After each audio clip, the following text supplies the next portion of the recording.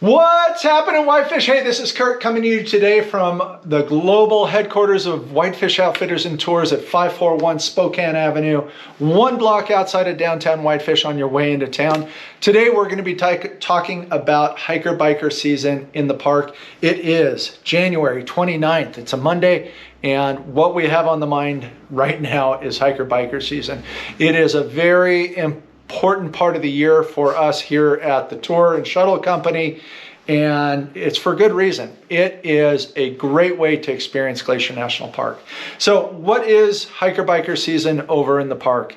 Well, there's a time of the year here in the spring when they are busy plowing the road going up to Logan Pass. Some years Logan Pass gets 80 feet of snow. It's crazy how much snow they get up there, and it takes a while for that snow to melt off and for them to plow through those big snow drifts so cars can get up there. So in the meantime, when cars are not allowed on the road, they allow hikers and bikers to access the road.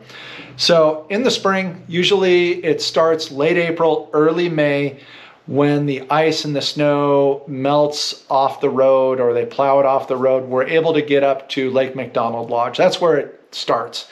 And you park there at Lake McDonald Lodge and you bring your bike. Either you can bring an e-bike as long as it has under a 750 watt motor or less, and it is pedal assist. Throttles are a no-go on going to the Sun Road during hiker-biker season. You have to be pedaling with an e-bike to be propelled up the road. You can't just throttle it like a moped and go up the road. So if you are renting bikes, make sure that your bike does not have a throttle. So late April, early May, as soon as the road is rideable, that's when it begins. And locals and tourists alike love going over there. It's a magical experience to go into the park on that road without the conga line of traffic and cars going up the road. The bears are just starting to wake up and they are looking to eat, so they're moving around quite a bit. High likelihood of seeing mountain goats, sheep, black bears, possibly even a grizzly bear. We've seen it all on our tours and our shuttles over to the park. So what is the ride like? Well, depending on where you start, Lake McDonald Lodge all the way up to Logan Pass, that's about 20 miles, a little over 20 miles, so a 40-mile round trip. And if you go a little later in the season, when they open it up to Avalanche Creek Trailhead, up to Logan Pass, that's about 16 miles, so 32-mile round trip. If you're taking an e-bike, you're going to be pushing it going all the way up and back if you're starting at Lake McDonald Lodge. Number of factors, the weight of the rider, the temperature outside, and how much effort you're putting into it is going to dictate whether or not you're coming back with a dead battery or not. You could always take a regular bike. We also rent gravel bikes and also mountain bikes if you're more comfortable on those to go ride the road. It's about a 3,000 foot elevation gain, so it's considerable. It's about, on average, I want to say about a 6% grade up to Logan Pass. And as the season goes on, starting late April, early May, they're going to open more of the road up as they plow it. So right at the beginning, usually let you up to Logan Creek, and that's before you start climbing up to the loop. And then the next step is up to the loop. They'll open the road up to there, and they'll usually swing the gate there because there's avalanche danger higher up. Avalanches do happen in the early season. They do have avalanche experts keeping an eye on that. And in the past, they used to just let you go through, even if there were avalanche dangers.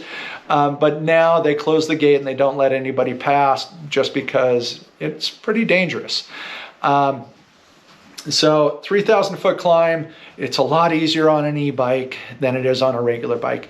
Make sure you bring layers and make sure you bring rain jacket, rain pants. You will be getting wet because of all the waterfalls and the snow melt. The road is going to be very wet.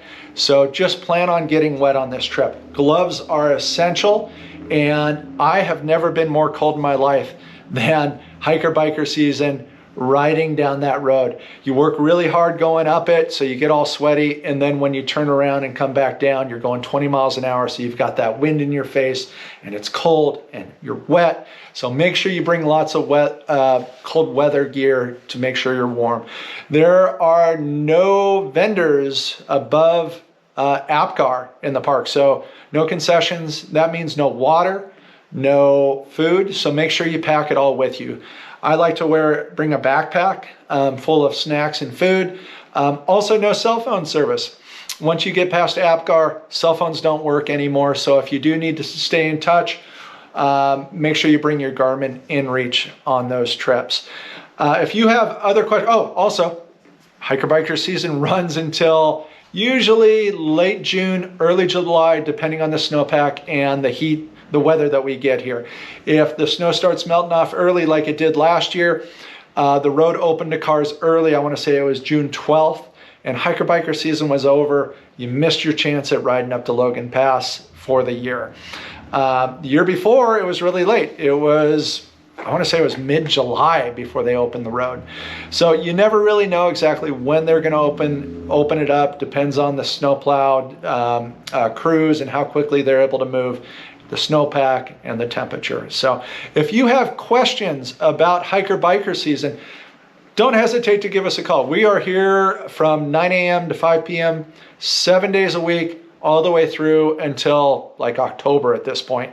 It is go time for us here. We're getting the bikes ready, we're getting the vehicles ready, and we can't wait to show you a good time out on Going to the Sun Road. Thanks.